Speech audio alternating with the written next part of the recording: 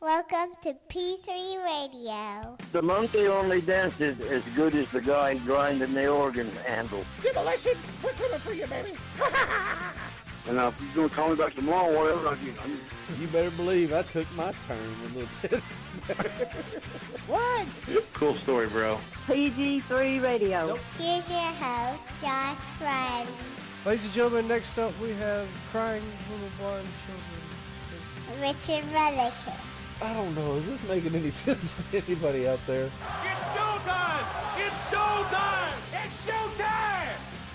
Hello, everyone, and welcome once again to another edition of P3 Radio. I'm Richard Mullican, joined by my co-host and best friend, Josh Brawley. Say hey, Josh. The day is finally here. It is Pete Gas Day. I am too excited. We will have Pete Gas on P3 Radio up next after this commercial break. He speaks fluent Klingon, backwards. The best story he's ever told was to himself. Of the two women he slept with in his life, one fell asleep. The other thought he was someone else. Dogs take him for walks. He is the world's most semi-interesting man. I don't often smoke, but when I do, I only choose Vista Vapors. Visit them today at tinyurl.com/P3Vista. Keep it flavorful, my friends. Ladies and gentlemen, joining us on the P3 hotline right now with his book, Looking at the Lights, now available on Amazon, from the Mean Street Posse, Pete Gas. Pete, thank you for being a part of P3 Radio today. Hey, guys, thanks for having me on. It's a pleasure to be on here. Well, man, I read your book from front to back. It was one of the most entertaining books I've read in a while. I don't read a lot, but I finished your book in record time. It was one of those enjoyable books that I looked on and I actually kind of related to.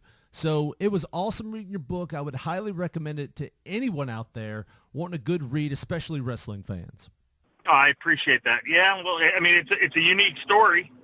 You know, it's a story that has never been told before with regards to no one's ever had that story on how they got involved with with wrestling, especially WWE, and certainly it will never be duplicated ever, because it's just something that doesn't happen, especially now with the Performance Center down in Orlando and all that good stuff. So it's definitely something very unique, and it's something that I think any wrestling fan would definitely appreciate. A lot of people are taken back by your height. You're 6'3". Now, whenever somebody sees you in person, are they kind of like, whoa, I didn't realize you were this big? You know what's funny is I went to an NXT. I live down in Florida now. I live down in Jacksonville, and I went to an NXT show, and I was backstage after the show, and bumped into Terry Taylor, who trained me when I first started. And Terry said, "You know what? I never realized how big you actually are." Yeah, it's one of those things. It's funny. I'm a little bigger than 6'3". I was actually 6'4" when I started wrestling, but I've shrunk. I guess all those chair shots by Bradshaw kind of knocked my vertebrae down a little closer together. So, right. But for the most part, it's funny because people don't expect you to be that big when you're when they watched you back in the day. Growing up, you were a wrestling fan, I assume. Who were some of your favorites? Well, I mean, first and foremost, I was a Hulkamaniac back in the day. But, you know, I was always a big fan of, I mean, you name it, Ric Flair, Steamboat, Dusty Rhodes. You know, I mean, there were so many different guys that I looked up to and just was so enamored by as far as their work and how they were, you know, entertained and really just sucked me in. I was a big JYD fan. Rocky Johnson. I was into that big time. I was a big time Closet fan way before I even knew Shane. That was the fun part about it. Were you a Backlund fan growing up? I assume you grew up in the Northeast. I mean, were you a big Bob Backlund fan? Yeah, one of my best friends growing up was a huge Bob Backlund fan, and his name was Bob.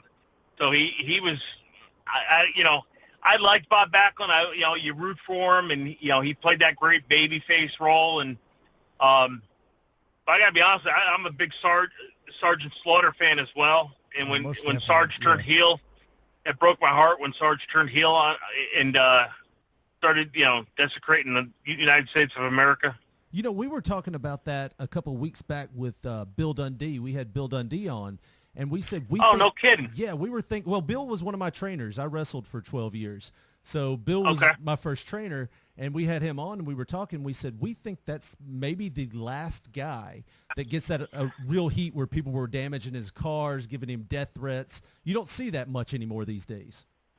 No, but back then, with that whole everything that was going on with Iraq and everything, that was money right there. With Vince pulling off that heel turn the way he did, and the fact that wrestling was still somewhat in question whether or not it was a work or if it was real.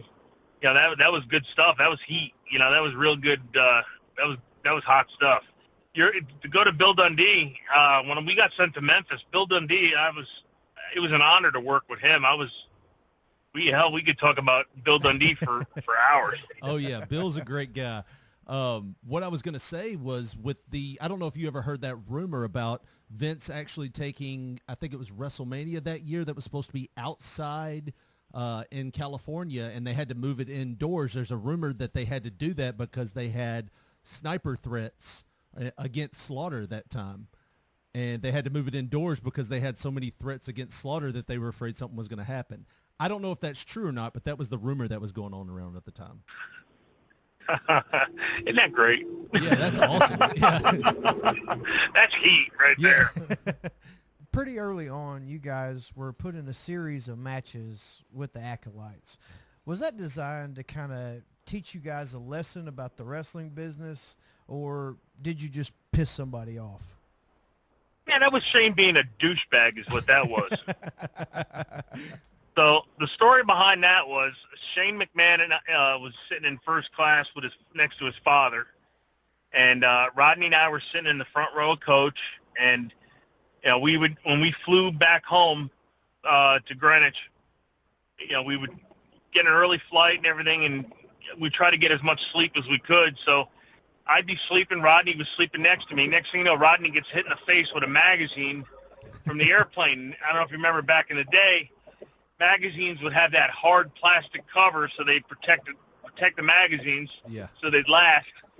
And Rodney got hit in the face with a magazine, so I woke up to hearing Rodney make this noise. So, of course, in our group, when we grew up, if something happened, if you stubbed your toe, if you hurt or something fell, we all laughed because it was funny to us that the other guy got hurt, So Rodney gets hit in the face, I start laughing, and you hear Shane laughing, from first class. And Rodney picks up that magazine. He wants to throw it. And Shane just kind of looks and goes, no. And he points over to Vince because Vince is doing some work or had his eyes shut, whatever he was doing. So Rodney basically told him to, gave him the middle finger, said F you, and goes back to sleep. So I close my eyes too. 5 minutes later, Rodney gets hit in the face again with with another magazine. So now Vince is in on the whole act, and you hear in first class, you hear, that's Vince's laugh, and all of a sudden, Rodney's ready to flip out, and Shane's shaking his finger like the Kimbe Mutombo, no, and he's pointing over to Vince. So Rodney says, okay, I'll fix your ass.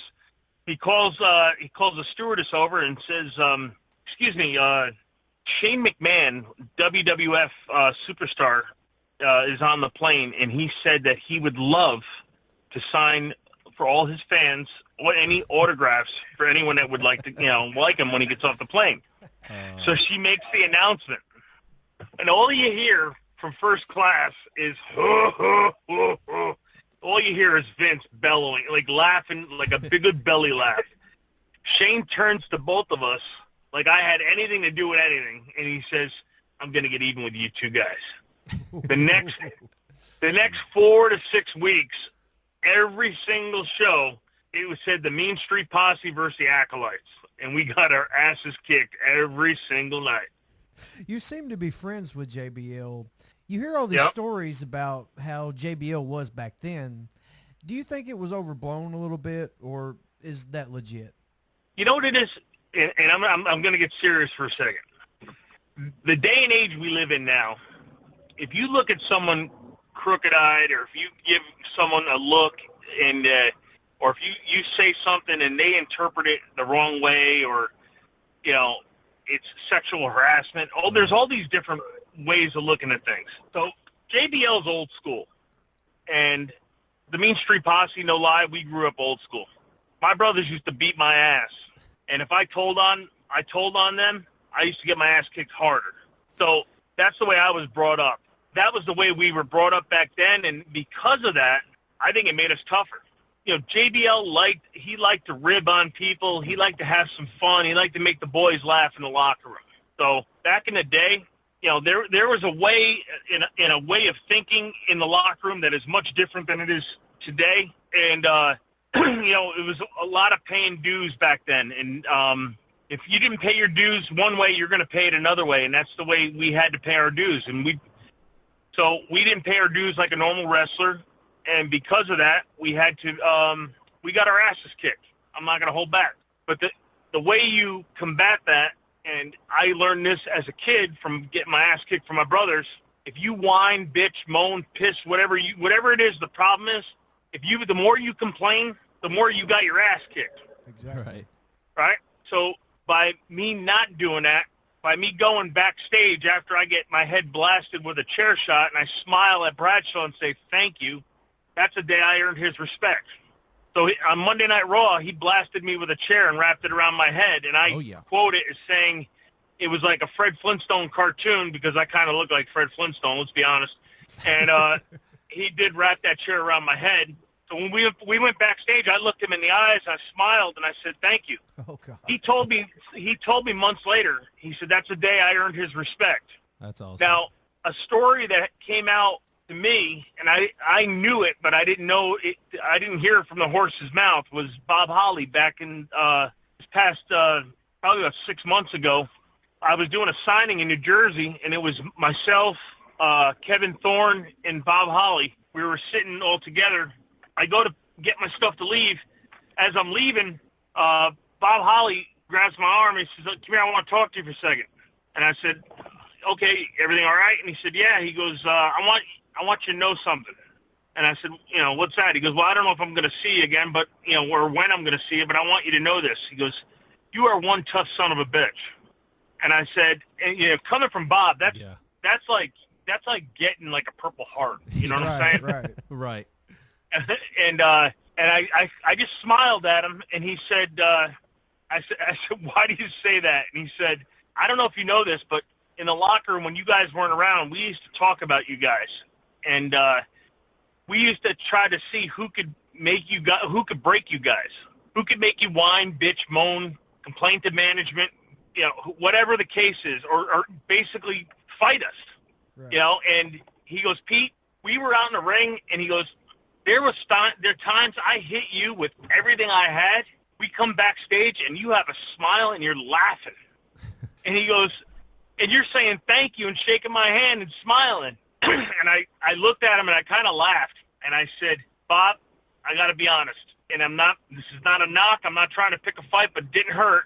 But I got to be honest. If I had bitched and moaned, you know as well as I do, you guys would have kept going. I said, and I told him the same thing I just told you guys. When I was growing up, my brothers used to beat the shit out of me. Right. And if you whine, bitch, and moan, you're only going to get your ass kicked worse. That kind of goes with, you said back in the day it was a different era, but that was also true in real life too, because back then you had winners and losers. I had a video game system that required me to blow it before I would play it. Nowadays, these kids don't have to wait 2 seconds to turn the things on and go. It's an instant gratification thing, and it's also there are no losers. And back in my day, like your day and like Josh's day here, you were taught that if somebody's bullying you, you give them what is known in our business as a receipt. If somebody punches you in the back of the head, you hit them in the back of the head harder, and it's going to make them stop.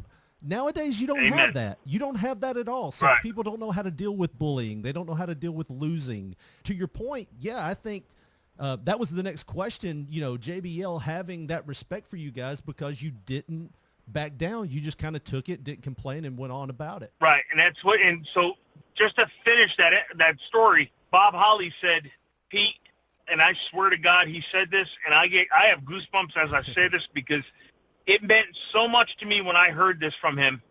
And if you ever have him on the show, you ask him this because it's the damn truth. He said, "You have my respect," and that's all I wanted to hear.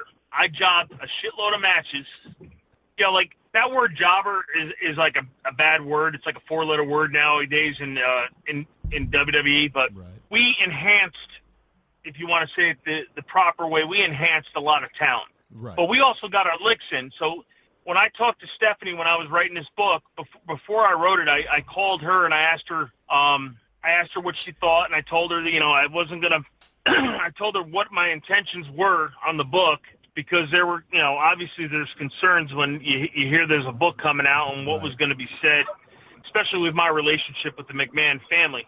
And we had a long talk, and I was very impressed with Stephanie because Stephanie and I talked for over an hour on a Monday night at 5 o'clock with a Monday Night Raw coming on soon. And she made time for me, which that was phenomenal for me. I was very impressed with that. But that just shows the type of people that the McMahons are, and they don't get enough credit for who they are or what they are because they're first class all the way. Oh, yeah.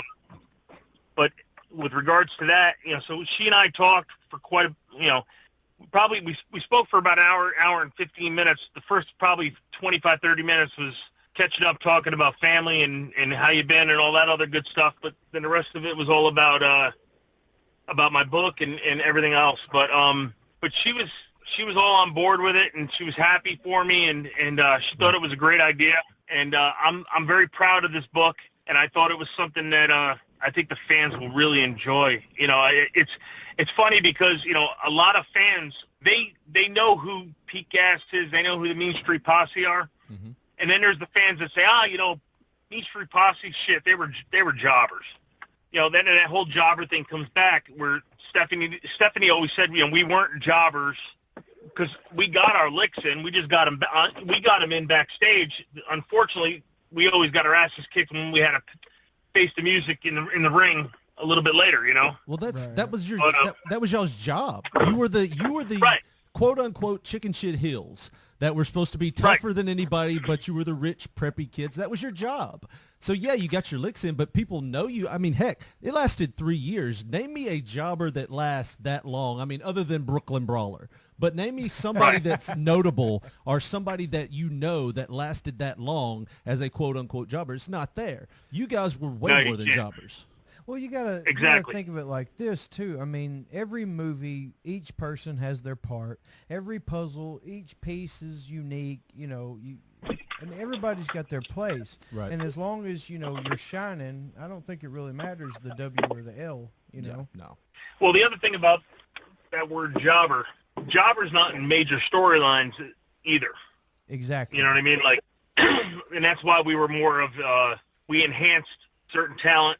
You know, I mean, sure, we were, you know, when we first got in, you got to remember we were with The Rock, with the corporation, and we did a match with Rock versus Stone Cold Steve Austin on a house show in Madison Square Garden where we had to take a stunner, and then Rock got pissed at us because we screwed him over on the match by accident, and we got a double people's elbow right afterwards after we got beers poured on us. So that was talk about a thrill. Yeah. Because again, I mean, it's right in the title. I'm a fan. To get a stunner in the middle of the ring in Madison Square Garden, then get a beer poured on you, and then get a people's elbow, and whatever. You know, it's just like, you know, it doesn't get any better than that. No. Well, circling back to what we were previously talking about, I mean, do you think that, you know, earning the guys' respect when you're first breaking in and, you know, all the guys talking about wanting to break you and you just come back with a smile, do you think it's just your love of the wrestling business or just your love of wrestling that kind of kept you going more than anything? I think it's both. I'll be honest with you. I think it was both. You know, and the other thing too is, you know, Rodney and I used to drive on the road, and I think I wrote about this in the book where, you know, our first and foremost, I think our biggest concern was we wanted to make sure that whoever we worked against, because we were so green and we didn't know what we were doing at first, because you got to remember, Vince McMahon took two guys with athletic ability with zero knowledge of the business. Zero, and that's why this story is unique. We had zero knowledge of how to take a bump, how to do anything, how to do it. We had no offensive moves because we didn't know shit. Put us in the ring on Monday Night Raw and said, don't hurt my guys, don't get hurt, and put on a good show. And we made something that was supposed to last for 2 weeks prior to WrestleMania. We made it last for 3 years. And, you know, that's a hard thing to do. You know, you listen to any, like, backstage redneck or somebody that's at NASCAR and they'll look at wrestling and go, well, heck, I could do that. Or you listen to people say, well, all they're doing is just pretend fighting. There is a lot that goes into making wrestling look the way it looks. And when it doesn't look that way, it is just, it's horrible. I like to compare it to go to the NFL and try to block a guy like Ray Lewis when you have no experience on how to held a block. Right. You better have a tire tool. Yeah. Good luck. Or something in your hand. Yeah. Well, when you guys made your debut in 1999, you were 29 years old with no training, like you 28. said. 28. I was 28. Yeah, 28. 28. You just said no training, just going out Yep. there on a televised show. What did you guys Yep. do to prepare? Because I'm sure it was nerve-wracking. Pretty much, you know, like you go down the ring, you think you're going to trip, you think you're going to trip through the ropes, which kind of would have made the character funny. You just went out and did it.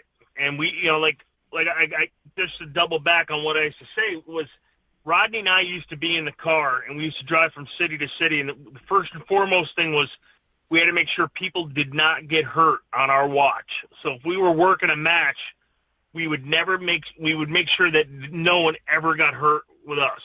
Right. Secondly, obviously we wanted to put a big show on and do the best possible thing we could for the McMahon family because Shane is our boy. We you know, like I would run through a burning building for him, and he knows that, and I know he would do the same for me because he's done things for me that no one knows about in my life, and that's not even including the greatest gift he's ever given me, which was the opportunity, the opportunity to be a part of WWE or WWF or whatever you want to call it.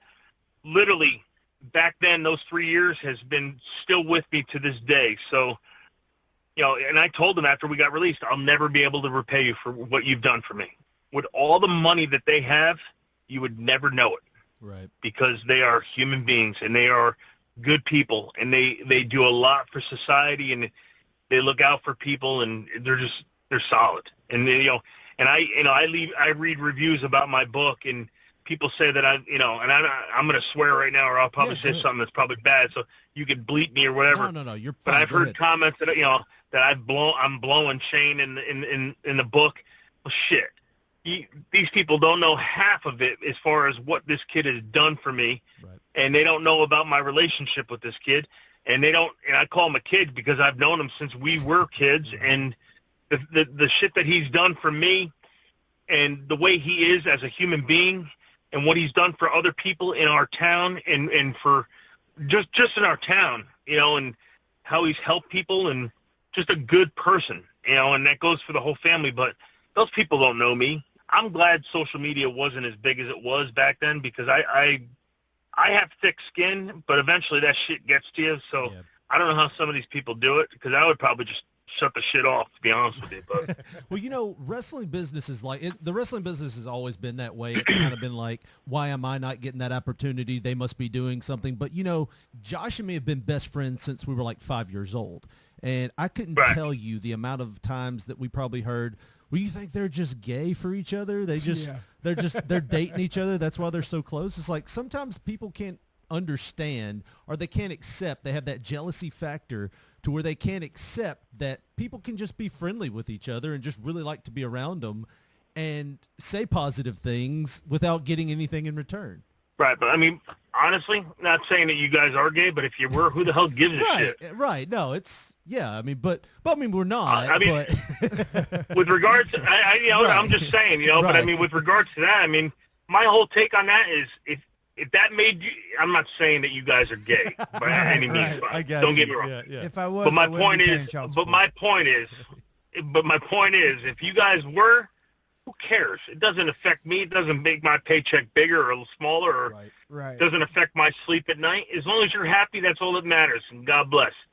So if you guys want to come out and admit something now, then just go ahead and do it. Let's do it on the radio. Well, we were just correlating it to the fact, it's kind of like people can't believe when somebody's close for so long it would do something. Like I would take a bullet for Richard. Yeah. They can't believe that that's the only angle, that you're really just really good friends with somebody. The way you were talking about Shane, I mean, when you're really good friends with someone and you would do things for someone, it's kind of like people get jealous because, he'll stab him in the back for sure. No, never. Well, that's it. Are you guys aren't spooning or nothing right now, right? No, not anymore. That's at least what we're going to tell you. All right. We'll talk about the interview later, see how it went, and then maybe we'll see how the spooning goes. Yeah. All right. Which, speaking of Shane, we don't want to ask a lot of Shane questions because we know you get that all the time. We want to bring you on and talk about you. And I did have one follow-up thing that just popped in my head about Shane. Okay. There was a video that came out from a news story talking about a helicopter crash, and they finished the interview and they go, "Is your dad Vince McMahon?" And he goes, "Yes, he is." Just very serious. What was your thoughts about that? He had a helicopter crash? So now, I don't know if you kind of heard, when you asked about the helicopter crash, I kind of laughed. So it kind of goes back to the whole thing. When something fucked up happens to one of us, we kind of laugh. So the day that happened, I didn't even know what happened, man. I'm working. I'm out visiting my customers and stuff, and all of a sudden my phone blows up like you wouldn't believe. Hey, how's Shane doing? And I'm like, I don't know. Shane's doing good. What's the matter? And everyone's asking me. I'm getting text messages, phone calls. And all of a sudden I start getting links that Shane was in a helicopter crash. I was like, oh, shit. So I pick up the phone. I call him. He answers like on the first ring. And I said, what happened? And he starts laughing. So I start laughing because now I know he's fine, Right. And I go, what did you do now? And he said, I was in a little, I had a little helicopter crash. So I said, get the fuck out of here. So we were talking, and he just kind of said that the helicopter, he said he got done with SmackDown, and he was flying out to the Hamptons out east on Long Island. Back then, I was living on the island too, and but not out east because that's where all the money is. And so all of a sudden, he said he felt a bang in the helicopter. So the pilot looks at Shane and says, "We're going down." Shane looks at him and says, "Okay." So typical Shane, So the next thing you know, so the helicopter, God bless him, he lands perfectly in the water. They jump out, and Shane's Shane, and he gets out, and I'm watching. I get home and I'm watching the video. I get off of him. I'm like, I'm just glad you're okay, and he's like, I'm fine. And he no-sells the shit out of everything. So he won't tell if he shit his pants that night or that day. He ain't saying nothing because he knows he'd get his balls busted. Right. So anyway, that night I'm watching the news feed, and I'm looking at him, and he's like, cool as a cucumber. He plays that thing like he played it like a fiddle. Like, yeah. It's like, we landed, and pilot says it's going down. Everything he said on the news is basically what he says to me. And I said, that motherfucker. As I called him up, I said, you got to be kidding me. Yeah, I said, you played it like you went over a fucking speed bump. I go, you just landed in the water in a helicopter. And he just kind of laughed it off. But that's Shane-o. Shane is, I'll be honest, and you can quote me on this, Shane is fucked up. and that's the best way to say it. He's always been fucked up. That'll be the title of the podcast, P3 Radio. That's Shane fine. Is fucked up. That's fine. You could put it in capital letters. But that's the way he is, man. He's got big balls. He's always been an adrenaline junkie. That's what I say it in the book, and that's the way he's always been.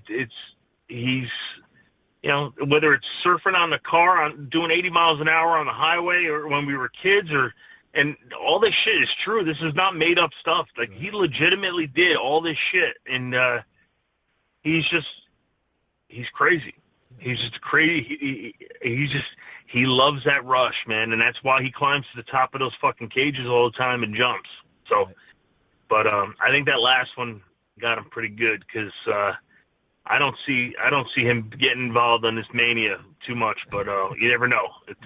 We still got about a little over a month left, so anything can happen, especially in WWE. But I know that last cage. It definitely jarred some things loose. So, which again, he tried no selling me and telling me that he didn't have, that nothing hurt and nothing got, he was fine. And then all of a sudden I read on the internet that he's breaking ribs and separating his shoulder, and I called him and I called him out on it, and he just laughs because he won't sell it. So. Well, that whole situation with falling through that table, most of the times when you have a table, and believe me, I'm not taking that bump for anything. Maybe $1 million, but that table is supposed to give way. And even though he had an airbag under it, my thought was that. Why do you got to give it away, man? Why do you got to give away everything? God damn. Was it not in the book? I thought it was in the book. No, it wasn't in the book. I can't give everything away. Well, to my point was. Kayfabe. To my point was. It's like the table couldn't break away because the bag was out. It would be almost like hitting a car wreck and you hitting that airbag. It was almost like that thing being there made it worse because it didn't have any give. The airbag, first of all, that airbag was like blowing up like a pool, some kind of like pool thing, like a pool toy or something. And that table is still a table, right? And I was sitting for the first one for Taker. I was sitting right there, man. I was fourth row center right there, and I was nervous for him, man, because it had been a while, and I only went there because I heard he was going. As soon as I heard he was going in the cell, I was there, man. I was just like, and I told him, I was like, I want to come because I know you're gonna do something stupid. So he's the one that got me those seats in the fourth row. And when he jumped off that thing, he was picking up speed. It felt like as he was going down, he just kept going faster and faster and faster. But it seemed like the second time he did it, he just, I don't know, maybe gained some weight or something. He literally, and he was flying. He was moving coming off that thing. He nailed that thing pretty hard. But I know he hit it hard, and he cracked some ribs and separated his shoulder. But he's a tough kid, man. He'll do anything for the business in the company. You were the opponent for Randy Orton during his tryout match. Now, thinking back then, what was your perception of Randy at the time? Did you think he was going to make it big, or you just think, it's another guy? What's funny is they put me in the ring with Randy Orton, who Cowboy Bob's his father, so talk about pressure alone, right? Mm-hmm. And then, so now you got pressure there because you want to make sure the kid looks good. On top of it, you don't know what the hell you're doing. You're still learning yourself. So he knows more than you do, which is not a whole lot more, but it was pretty cool. And the more important cool thing about it, if that's even sounds like an intelligent sentence, is that, he never forgot that. And I thought that was amazing. And, to this day, every time I see him, he reminds me of that. And we always have a smile and a hug about it and a handshake or whatever. And I always thought that was really cool, man. As big of a star as he is, and to remember where his tryout was and who it was against, that means a lot, man. That really does. And then I found out, and I had forgotten this one, and I felt bad because I kind of wish I knew the whole story because I would have put this in the book, but Shelton Benjamin was another one. He's another guy who, when I tried out, when he tried out rather, it was against me at the same facility for WWE. Shelton Benjamin was one of the best athletes I've ever seen in the ring. One of the best pure Well, he's a athletes. freak of nature. Yeah. Freak of nature.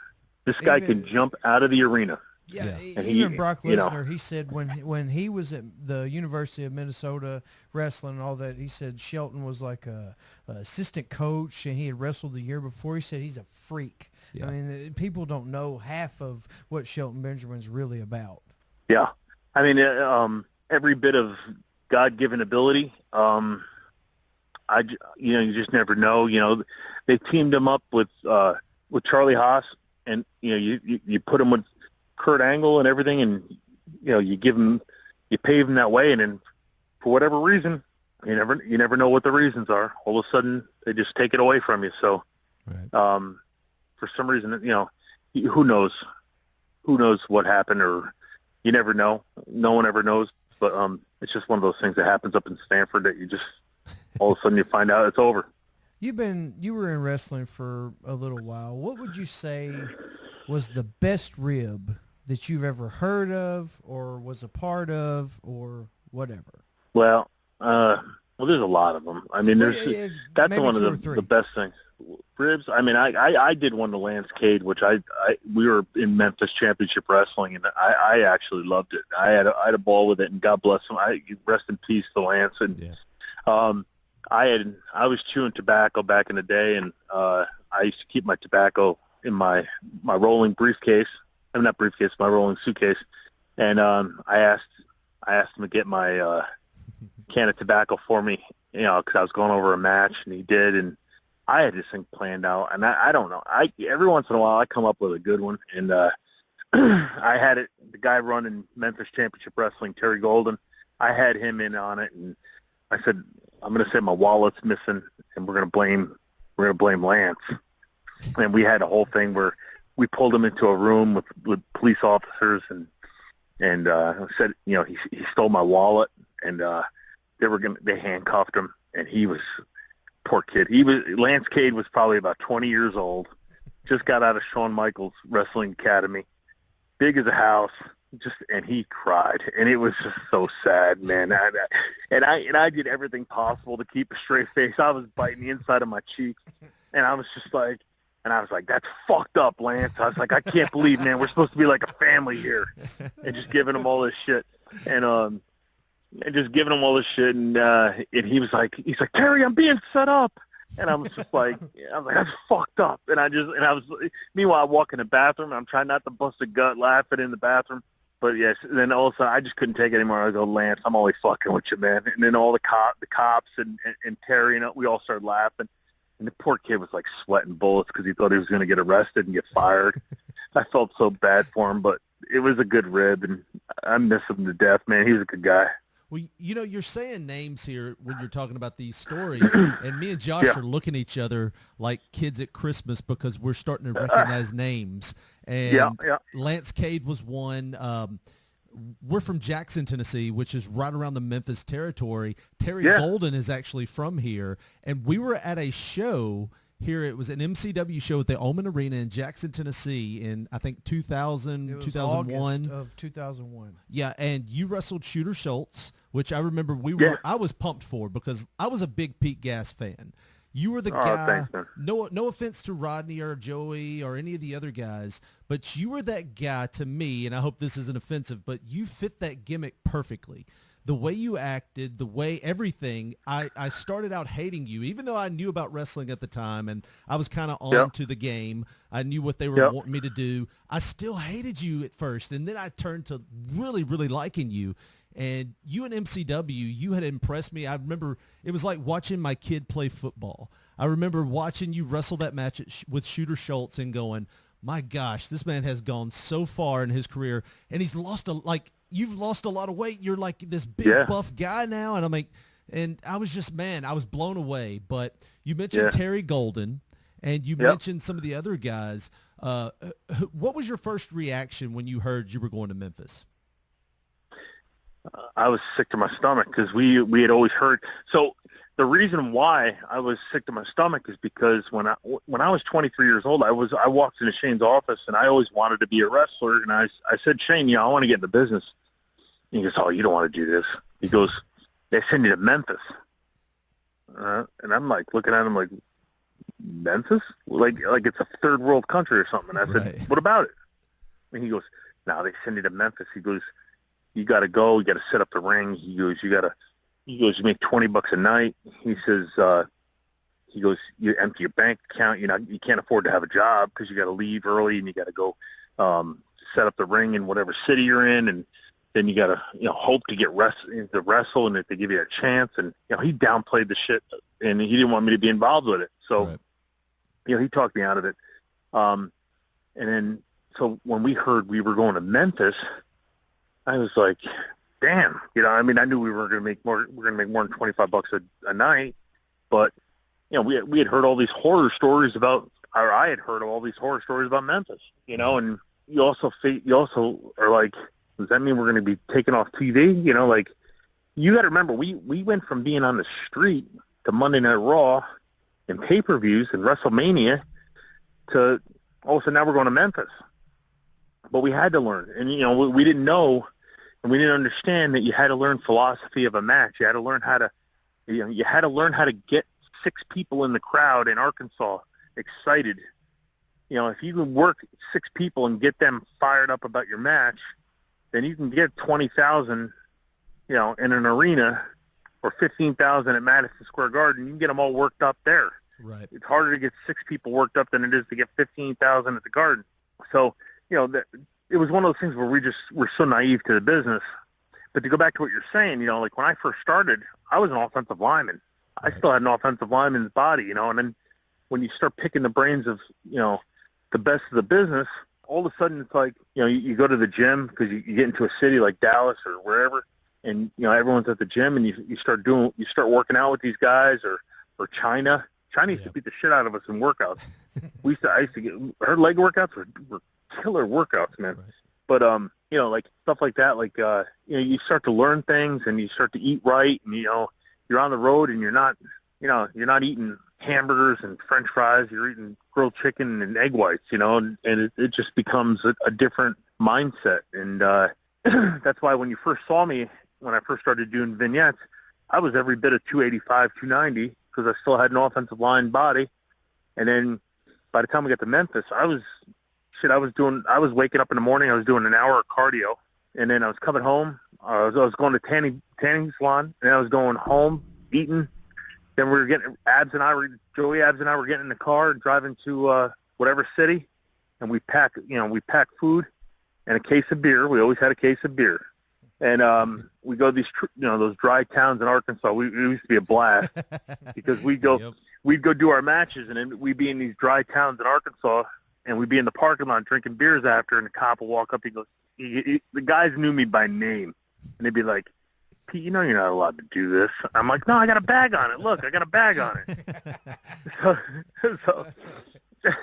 But we had a lot of fun, and everyone was real cool. They understood, but they gave us a lot of leniency. But when you were talking about the Shooter Schultz match, I probably wasn't even wearing a sweater vest, right? I was wearing a singlet, probably. You were wearing a singlet, yeah. You look great, man. It's on YouTube. Yeah. I would love to see that. Yeah, I would love to see that Shooter Schultz match. Yeah, it's not the entire match, but it's clips of the match. But I'll send it to you, man. Yeah, it was a good show. It was a good match. Cool. I look forward to it because I have photos from some of the stuff that we used to do, and I don't even know if some of them made the book or not. I feel like it's been years. I feel like it's been decades since I wrote that book. It's been so long. But it was Shooter was awesome, man. He was a guy. He reminded me of a lot of like a guy that could work like Chris Benoit. Right. He had that look, he had that intimidation, and he can go. For some reason, I don't know if it was he didn't have the microphone skills or whatever the case was, but maybe that was it, but they just didn't give him a chance. Nowadays, if you go to the Performance Center, you have no choice. What they have now, what Matt Bloom's doing, Prince Albert, what he's doing down there, man, it's something special, man. He gave me a tour. My wife and I had a tour about a year and a half ago, and it was I was blown away. I was like, wow, I couldn't believe what they have down there. It's funny because you say Prince Albert, and we always look at him and we go, Baldo? Because in Memphis, Baldo. he was Baldo. Right, Baldo.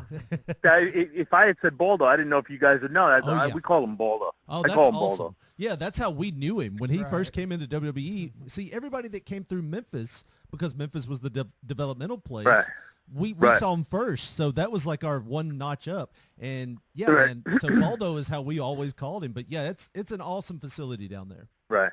So Baldo's running NXT now, and he's actually in about 2 weeks.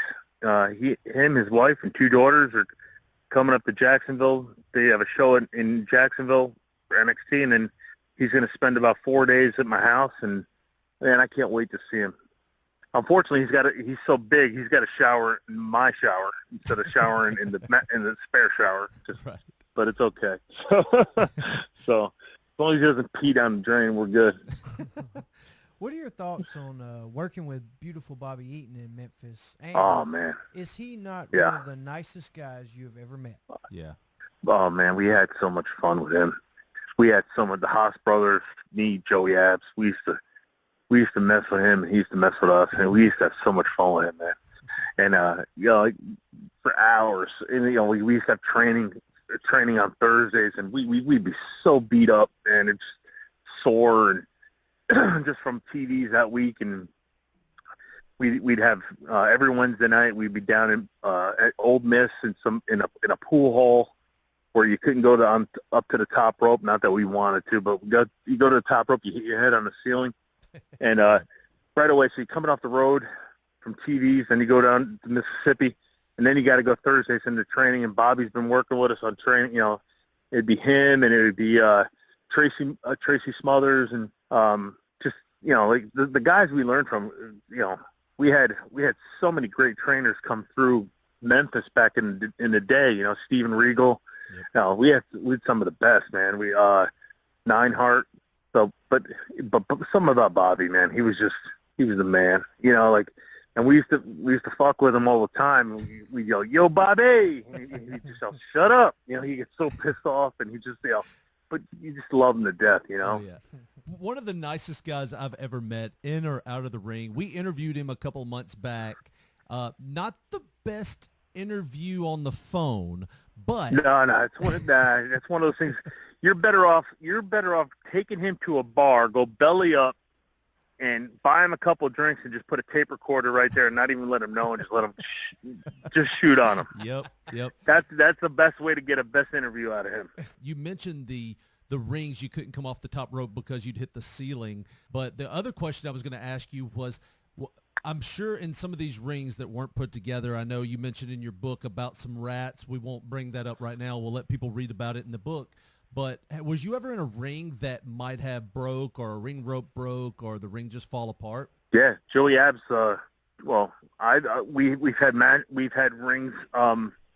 We've had rings in Memphis where the ropes broke, and actually Joey Abs hit the ropes and went straight through them, and they broke. Yeah. We also trained with the ring that was made for Andre the Giant, which how the steel goes, a certain distance apart underneath the ring, the framework. Mm-hmm. Well, they were a little closer for Andre because they needed more support, and it was like taking bumps on the concrete, So it's like, I mean, we've seen it all, man. It just it all depends. Viscera, God rest his soul. We did a show in Arkansas, which I was happy as hell about. He broke the ring. I swear to God, man, he did a bump on the ring. He broke the friggin' ring, and the show was over, and I didn't have to wrestle that night. I was so happy. I got a story for you. Yeah, go ahead. Terry Golden. Terry doesn't listen to this, does he? It doesn't matter anyway. There's only 9 people, so yeah, you're good. All right, good. Terry Golden, Joey Abs, and I were banged up like a mother from doing WWE or WWF, and we did not want to wrestle. And it was snowing. It was one of those rare snowstorms in Memphis. And when I say snowstorm, it was a dusting in New York, but in Memphis it was a big deal. It was like a snowstorm. You would have thought it was like a foot or two of snow in Memphis. Yep. But it was literally like a dusting, like a little, probably half inch. Like I didn't even break stride driving to Arkansas. And I remember driving, and I remember it was an armory, and I remember there was a Sonic across the street, and Abs and I had a cooler of beer, as we always do, and we stopped over at Sonic, and we pulled out into the parking lot, and we had everything there. We walk in, and Terry comes running over to me. He goes, Pete, you got to be honest with me. He goes, how are the roads? Come on, you're from New York. How are the roads? Seriously. I said, Terry, I ain't going to lie to you. They're terrible. I was like, he goes, all right, that's it. Everyone, show's over. Forget it. We're canceled. We're going. And all of a sudden, next thing you know, he's telling everyone to take the ring down. Jason, that's what Jason's his real name. Joey Abs looks at me, and he just smiles at me. We get in a car. We had our Sonic burgers, and we drank the whole case of beer on a ride home. And he just laughed the whole time. He goes, you're good, man. He goes, you're real good. You talked a lot about getting pulled over by the same cop yes. when you were in the Memphis territory. Did you ever have to go through Oakland when you were wrestling in Memphis? Did it ever claim you as a victim? It was a little speed trap town. I don't remember the name of the town, but I do remember the one I got hit at was always on the way back from Arkansas. And I remember there was a straightaway, and it was 38 miles to where I had to go. And once he hit the straightaway, and that cop was waiting for me every single time. And every single time he pulled me over. Well, the first couple times he pulled me over and he was pissed off, but never gave me a ticket. And then it became a joke, and where after like the third or fourth time I said, no, I knew you were here. That's why I did it. And I was speeding, and I just wanted to say hi to you. And he just, he laughed it off. He never once gave me a ticket. We always laughed. We always had a good time. But he was never a jerk about it. But I always got pulled over, and it was always coming home from Arkansas. And I don't remember the town, to be honest with you. Right. So in your book, you mentioned Rodney and Joey and everybody. So what are they doing now? Yep. Are they still in the wrestling business? No. The only one, honestly, I'm more affiliated with wrestling, and I'm really not anymore. Rodney's making prosthetics up in New Jersey. He's divorced. He's got 2 little girls that he loves dearly and does a lot with them. Joey Abs lives in North Carolina. He took over his father's business. He's just doing his thing down there. He still hangs out with the Hardy Boys from time to time. But yeah, they're just doing the thing, and I'm due to make a call to them because I usually do the I'm usually the social butterfly with those guys. Well, man, I have not read a book, and I said this before, I haven't read a book where I've connected so much, whether it be an arm drag problem or seeing a light when you're taking a chair shot, having a family member in law enforcement, having a family member that wasn't there to watch you in your first match. That was my grandfather for me, who also passed away with cancer, man. This book from front to back just reminded me of me. Everything that you were saying was my life word for word, except for being friends with Shane and being an all-star college athlete. Everything else was just awesome. And that book is titled Looking at the Lights, My Path from Fan to Wrestling Heel, and that is available on Amazon right now. Ladies and gentlemen, go and get that book. Pete Gass, thank you so much for being a part of P3 Radio today, man. We really appreciate you being cool and hanging out this long.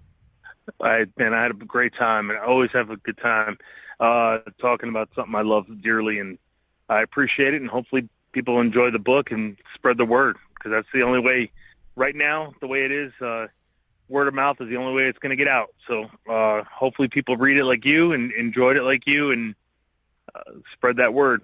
So, but thank you. I appreciate it. I really enjoyed it. And you could always tell when I have fun in an interview because I start throwing some curse words out and have some fun. So thank you guys. Thanks for having me. When you go shopping for wine, do you look at the labels? Do you stare at the price and wonder if the wine is worth the expensive tag? Well, stop it, because Wine of the Month Club has you covered. Every month, Wine of the Month Club is going to send you 2 bottles of high-quality wine right to your front door. And what better way to say I'm thinking of you than a subscription to the original Wine of the Month Club for a friend or a sweetheart. Each month they'll be reminded of your thoughtfulness and will receive the monthly wine letter and newsletter binder. Recipes, wine knowledge, and great wine, and the opportunity to get more of their favorites is at hand. Give with confidence and joy, knowing that you're a part of the original Wine of the Month Club. By the way, there are no dues, no fees, no hidden charges. Cancel anytime with no obligation. Just pay no more than $23.96 plus shipping for 2 great bottles of wine. Go there now. Sign up by visiting our link, tinyurl.com/P3wine. That's tinyurl.com/P3wine. The Wine of the Month Club, the original wine club since 1972. Florida Ticket Station. Your one-stop shop for discounted tickets on all of Orlando's best theme parks. All of Orlando's local attractions. All of Orlando's events. All of Orlando's local attractions. And so much more. They offer affordable tickets to Disney World, Mickey Mouse, Universal Studios, SeaWorld, Legoland, everything is awesome, Busch Gardens, I don't know what that is, and so much more. But seriously, Josh, they are licensed and insured with the state of Florida. So you can rest assured that your reservations are valid. Summer's coming and vacation time's right around the corner. So go to tinyurl.com/P3Florida and book your Orlando vacation today. tinyurl.com/P3Florida. P3 Florida.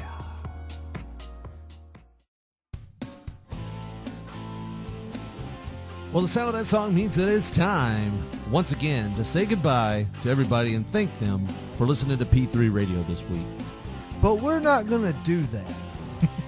Because we don't appreciate you. I'm just ribbing you. No. We appreciate every one of you listening to our podcast today with Pete Gass.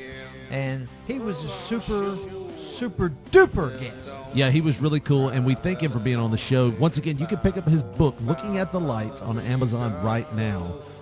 But that's going to do it for us. For Josh Brawley, I'm Rich Mulligan saying thanks everyone again, and good night.